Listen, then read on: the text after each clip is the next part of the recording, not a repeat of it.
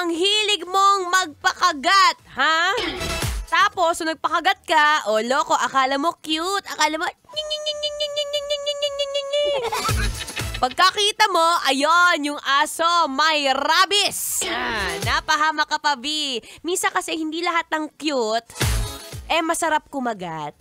Minsan, mapanlin lang yung mga yan. Anyway, it's a happy, ano ba ngayon? Thursday. It's a happy Thursday, kabisyo. Yes, I'm back.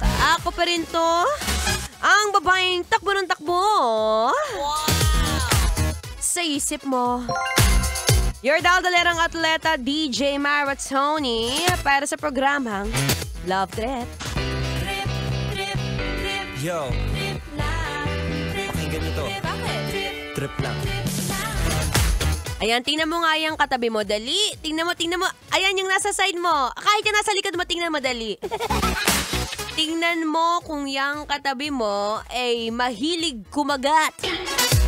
Mahilig lumafang. Ayan. Bakit kasi ang hilig-hilig mong kumagat, be? O kung hindi ka mahilig kumagat, ang hilig mo sa dog. Well, wala naman masama kung cute. Kung cute yung dog. Sige na nga, papatulan natin yan.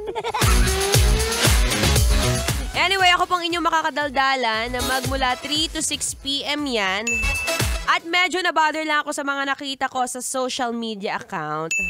Grabe no, pwede ka talagang mabaliw sa rabies. As in, yung tipong...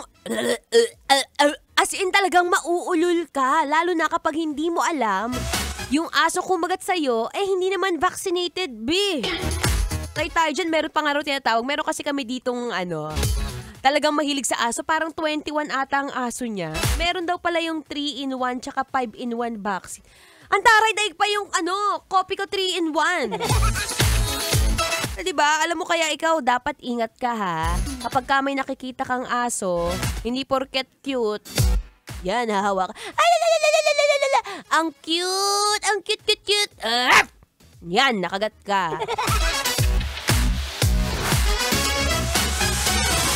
Anyway, kung nasaan ka man ngayon at kapag ka nakakita ka ng aso, tandaan mo, check mo muna at saka dapat kakagatin mo yung dila mo sa loob ng bibig mo. Malamang. Kagatin mo yung dila mo para hindi ka makagat. Anyway, tuloy-tuloy ang ating good vibes para maiwasan ng rabies ngayong araw. Dito ka muna makipagdaldalan sa inyong daldalerang atleta, DJ Maratoni.